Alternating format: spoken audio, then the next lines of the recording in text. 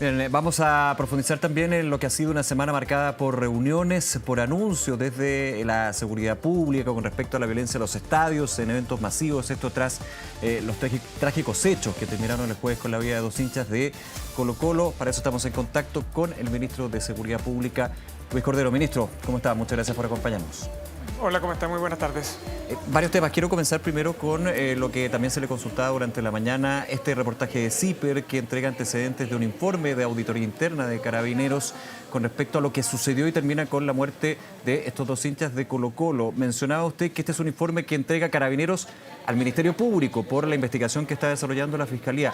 Ahora, con lo que se da en términos de antecedentes y que revela este reportaje, ¿cambia de alguna manera la visión que tiene el Ministerio y el Gobierno con respecto a la situación que podría estar involucrando Carabineros en la muerte de estos dos jóvenes? A ver, el gobierno ha sido muy cuidadoso desde el principio, al igual que el director general de Carabineros, sobre estos hechos. El general director comunicó al rato de ocurrido los antecedentes que esto había sucedido, que habían fallecido dos personas, que había intervenido un vehículo de orden público en esto, que se había instruido un sumario, que en ese momento estaba el fiscal dando instrucciones sobre la investigación, sobre las primeras medidas de investigación, que se había aislado el sitio del suceso. Luego se solicitaron peritajes a la CIAT, a la BOCAR y al informe de asuntos internos, que es el que se ha tomado conocimiento estos días, que empedronó a testigos. Después de eso, ese conjunto de antecedentes han sido entregados a la Policía de Investigaciones, que está haciendo las pericias que le ha sido requerido por el Ministerio Público. El Ejecutivo ha señalado, le ha requerido a Carabineros, ese ha sido el compromiso que ha tenido el general director desde que asumió su mandato, y lo hizo también en este caso, de transparencia total en relación a la investigación de estos hechos en este puerto en particular. Pero en cualquier caso las medidas están vinculadas a aquellas que asocia también la decisión que pueda tomar el fiscal en relación a los carabineros que están involucrados. Hasta ahora tenemos conocimiento que uno está imputado, tiene la condición de imputado, y los otros dos en condición de testigo. A la espera de esa decisión más bien procesal del Ministerio Público, Carabineros va a adoptar las decisiones respectivas. Ahora, ministro, como institucionalidad, y usted dice, se ha pedido transparencia total a Carabineros y se han entregado distintos antecedentes y las medidas, pero ante los nuevos datos y antecedentes que se entregan en este reportaje de CIPER, con este informe de auditoría interna, ¿el Ministerio de Seguridad Pública solicitaría también ese informe que fue entregado al Ministerio Público? ¿O que se explicara, digamos, lo que contenía por parte de Carabineros? Lo que pasa es que es un informe que ha sido requerido a la investigación. Recuerde que conforme a la ley tienen acceso solo las personas que están en el contexto de la investigación. Nosotros vamos a esperar para estos efectos la decisión que adopte el fiscal en relación a la situación procesal de los carabineros involucrados. Hasta el minuto entonces, para tenerlo claro, ¿no cambia la postura del Ejecutivo con respecto a lo que tiene que ver con Carabineros y la situación del Estadio Monumental sobre estas dos muertes? No cambia esencialmente porque la posición del Ejecutivo desde el inicio ha sido esperar los resultados de las pericias y de la decisión, especialmente de la decisión que adopte el fiscal en relación a las imputaciones que podría realizar. Ahora, ¿cómo evalúa usted también que se hayan conocido estos antecedentes, que son entregados al Ministerio Público, que son parte del informe y que contrastan con respecto a las primeras versiones que se tienen, digo, a la luz de la información que se da al público? Sí, yo en este tipo de aspectos prefiero ser cuidadoso, prefiero las versiones oficiales que adopte el fiscal de la investigación y las pericias que probablemente él deberá estar recibiendo estos días. Ministro, yendo al tema de la violencia en los estadios, que tiene que ver lamentablemente con este hecho trágico que se vio el jueves, usted ha estado en reuniones con los distintos sectores, ANFP, clubes, entre ellos Colo-Colo, que obviamente era el club que está organizando este partido del jueves, pero esto se expande a otros hechos y que lamentablemente, muchos dicen, se van a seguir repitiendo. Semana donde se marca el fin del plan Estadio Seguro, comisiones de organización criminal, también. ¿Cómo evalúa usted lo que ha sido y qué saca usted limpio, digamos? Porque muchos dicen, esto irá a cambiar, ¿qué se tiene que cambiar? Vamos a seguir coaptados por la violencia y por el crimen organizado, como usted decía, por parte de barras bravas que se disfrazan de ello. A ver, yo lo dije el otro día, yo creo que el fútbol chileno no admite una víctima más. Y yo creo que lo que no podemos seguir es lamentándonos de todos los esfuerzos que hemos hecho con anterioridad y probablemente los impactos que han tenido han sido limitados. Yo creo que el conformismo o la resignación es la peor receta en este tipo de situaciones. Nosotros estamos en cargos de responsabilidad pública para cumplir los mandatos de la ley. Se ha dictado la ley que crea el Ministerio de Seguridad, tiene mandatos específicos en una serie de ámbitos y el propósito es cumplir no solo con la ley, sino que lograr los cambios que la ley mandata con ese fin.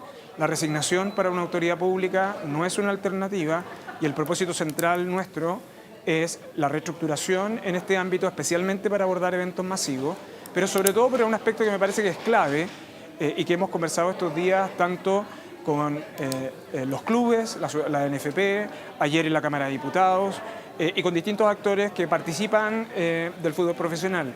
Y es que este es un mecanismo de colaboración público-privada que tiene un propósito común y si no hay actuación conjunta, evidentemente las cosas se van a seguir ejecutando del mismo modo y eso no puede seguir sucediendo. Y el compromiso de todos ha sido en ese sentido. Ahora, no bastan los aspectos declarativos, hay que tomar acciones, claro, y esas son las que estamos trabajando ahora. ¿Usted cree que el Estado, y sumo acá porque esto es de todo, el Estado y el ámbito privado se han resignado con respecto a la violencia en los estadios durante todos estos años? Yo creo que a rato hemos pasado por intervalos donde suceden eventos, realizamos mesas, asumimos compromisos, luego bajan esos eventos y como que esos compromisos del pasado no les hacemos seguimiento. Hoy día la situación de lo que ocurre al interior de las barras es especialmente compleja. Hay algunas personas que son delincuentes, que forman parte de organizaciones criminales, que utilizan el fútbol para la comisión de sus delitos o las barras para la comisión de sus delitos. Esto no solo sucede en el estadio, sucede en las áreas periféricas y sobre todo en los barrios. Y por eso yo he sido bien categórico sobre este punto. En ellas hay organizaciones criminales que nosotros las vamos a perseguir como tales. Y me parece que en ese discurso común todos debiésemos estar. Hasta ahora yo no he visto a ninguna autoridad del fútbol, ni tampoco ninguna autoridad pública que se reste a eso.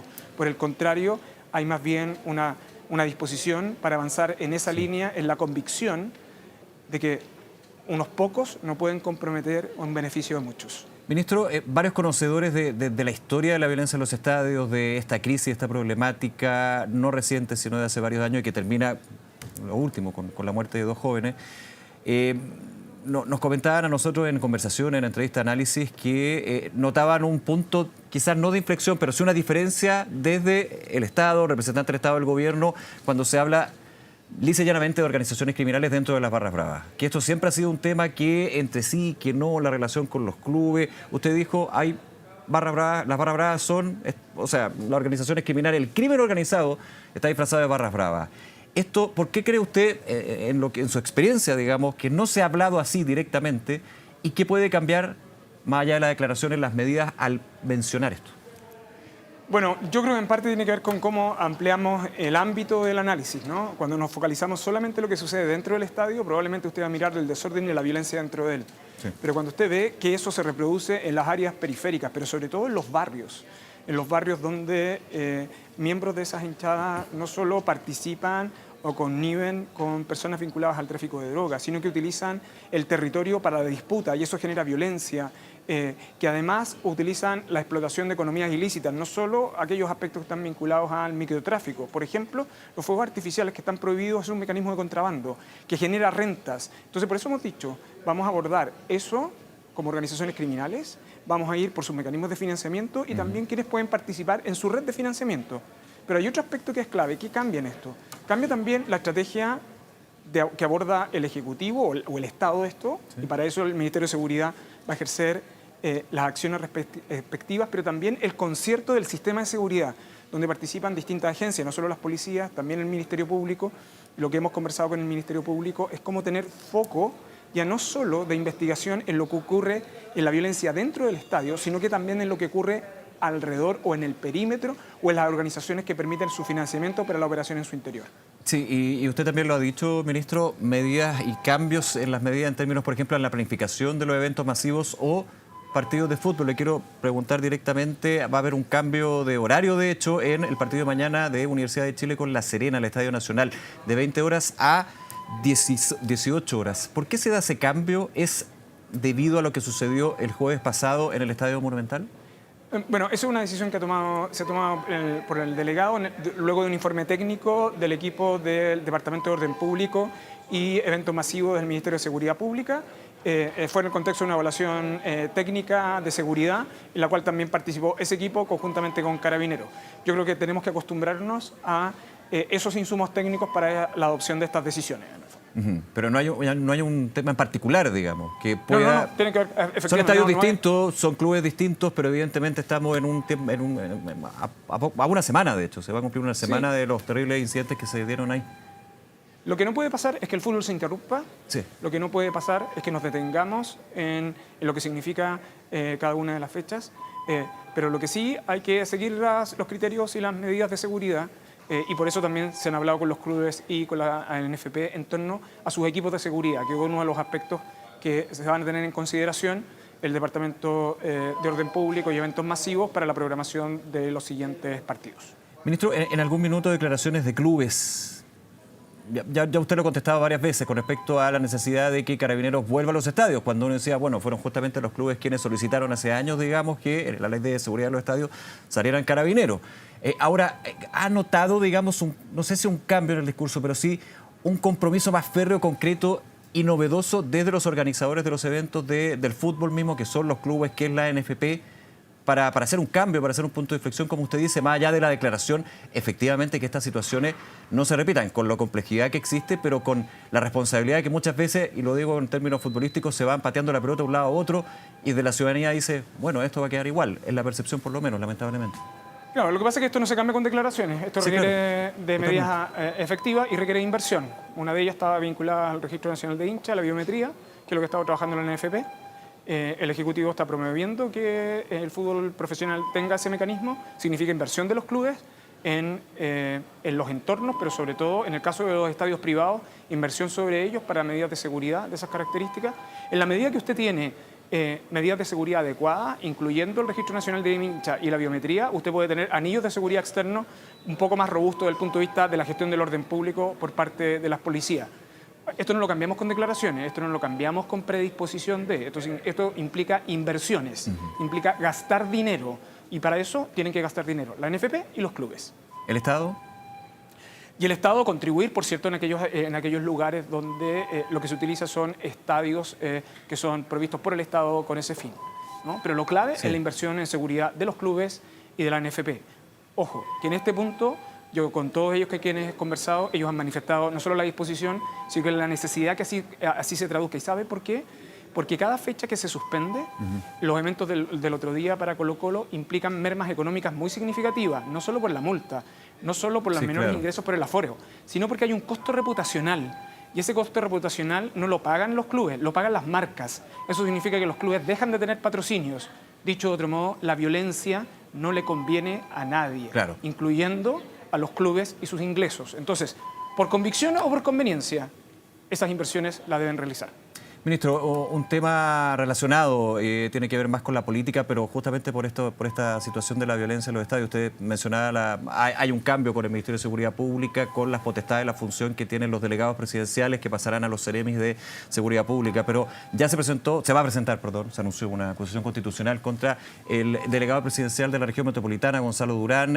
Se pide que renuncie, se habla de responsabilidad. De hecho, desde el Partido Republicano hablaban de que era un peligro para la región metropolitana. ¿Qué opina usted sobre esa acción de la Cámara, de los parlamentarios de oposición y las declaraciones? El delegado presidencial de la región metropolitana es un peligro para quienes viven en la región metropolitana. Eso lo dijeron los diputados.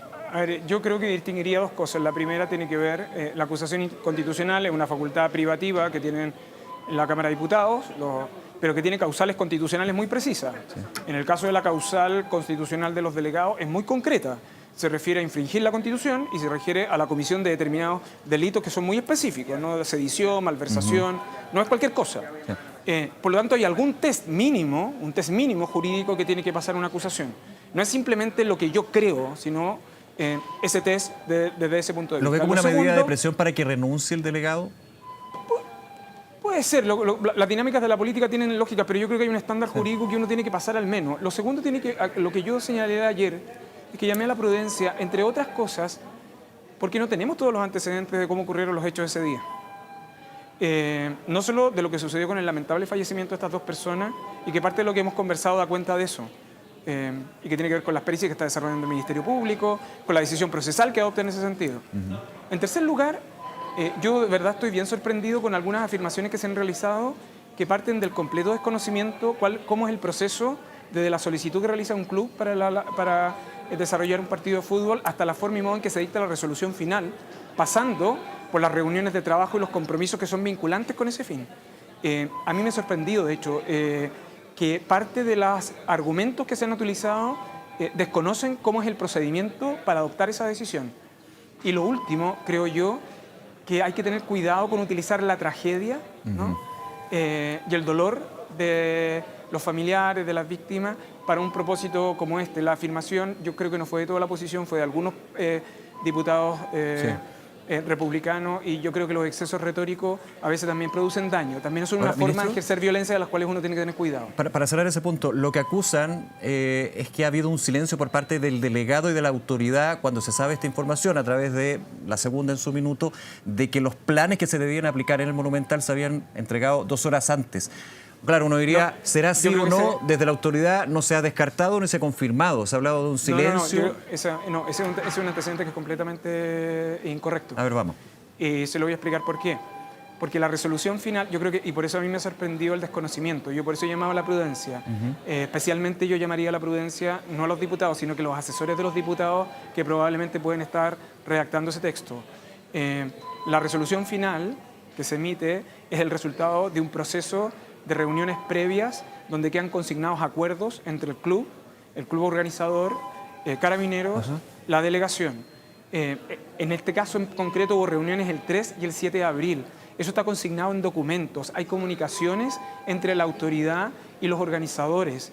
Entonces yo creo que es de responsabilidad pesquisar bien esos antecedentes antes de llegar a una conclusión apresurada. La resolución que se dicta al final es sencillamente el resultado de ese proceso previo, porque sabe, de lo contrario sería imposible cortar el tránsito como se hizo, los anillos de seguridad y el sistema operativo, el servicio operativo de Carabineros ese día. Entonces también hay un sentido de realidad. Yo por eso llamo a la prudencia para poder formular. Yo creo que las críticas políticas son legítimas, pero otra cosa muy distinta.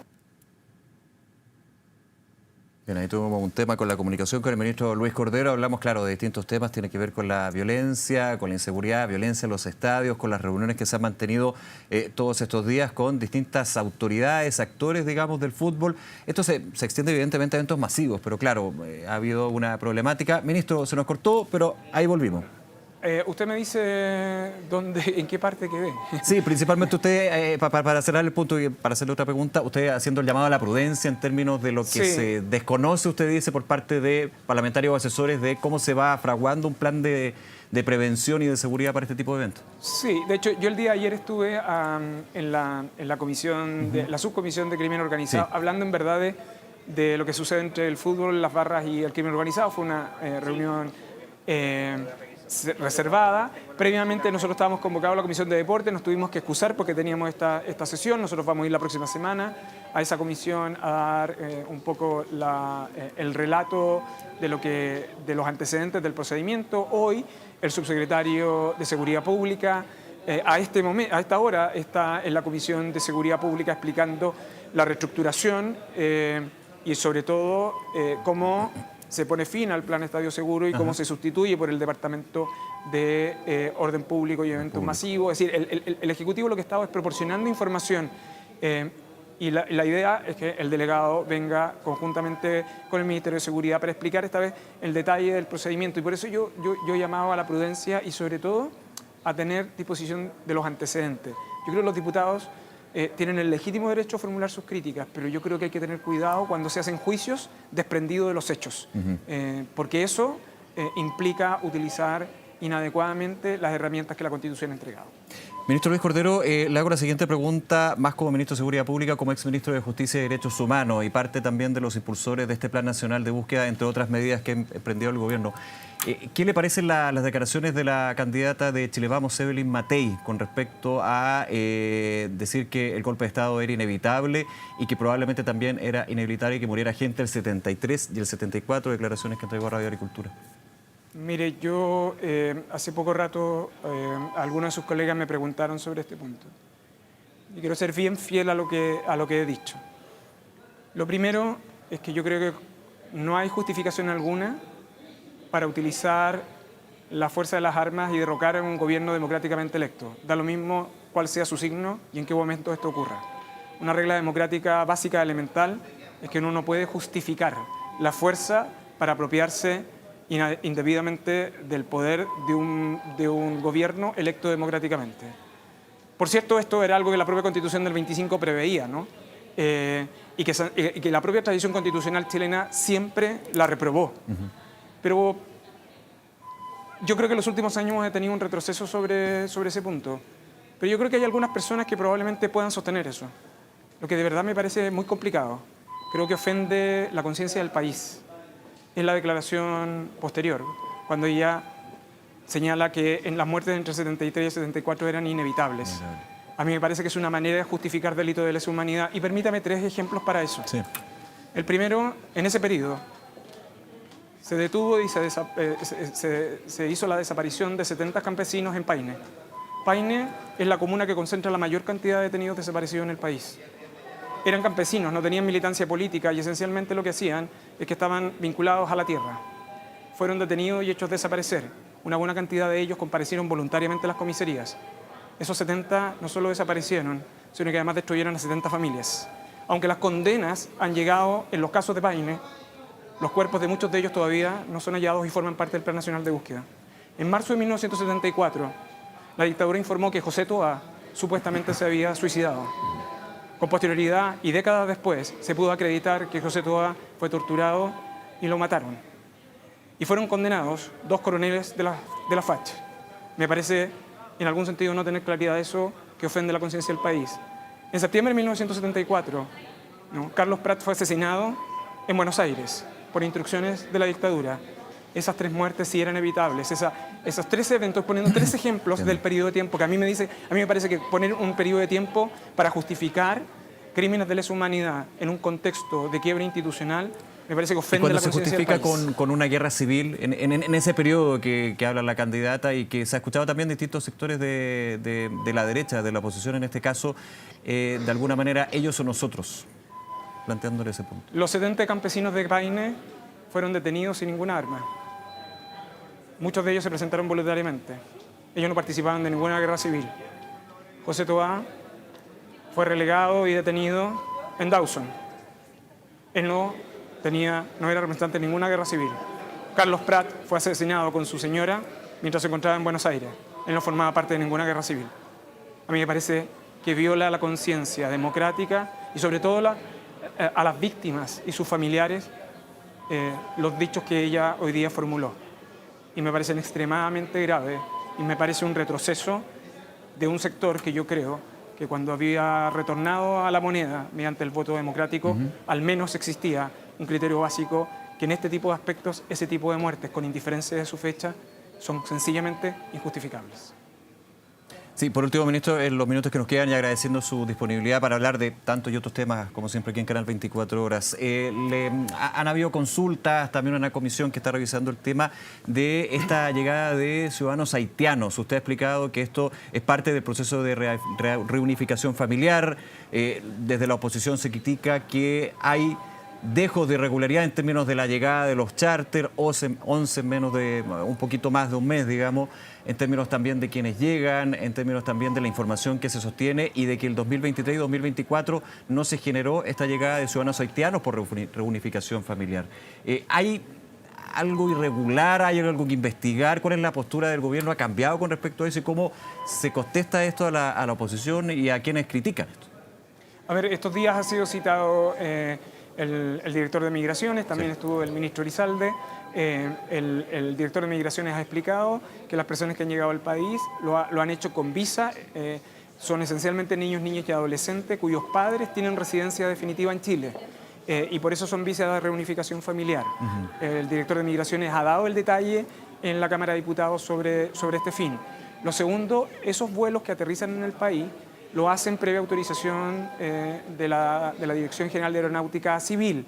Es decir, no son vuelos que no llegan solo ni bajo condiciones ilegales. Okay. Yo creo que pueden existir críticas sobre si se pudieron haber otorgado o no, críticas políticas sobre el tipo de visas que se han otorgado. Pero desde el punto de vista de la legalidad, ese es el mecanismo que explica y que ha eso está en orden, no deja duda, digamos. En cualquier caso, dado la inquietud que se ha planteado, Sí. la Contraloría General de la República ha ordenado una auditoría y bueno, el Ejecutivo entregará todos los antecedentes a la Contraloría en estas dos cosas, ¿no? En lo que está vinculado al otorgamiento de las visas y el procedimiento de otorgamiento de reunificación, porque quiero recordar que la mayoría de ellos son niños, niñas, adolescentes, y sus padres están en Chile con residencia definitiva. Sí. Y la segunda, la forma en que arribaron esos charters al país. Luis Cordero, ministro de Seguridad Pública. Ministro, nuevamente gracias por su tiempo, por su disposición No, por para favor. contestar estas preguntas. Que esté muy bien. Muchas gracias, que esté muy bien. Hasta luego.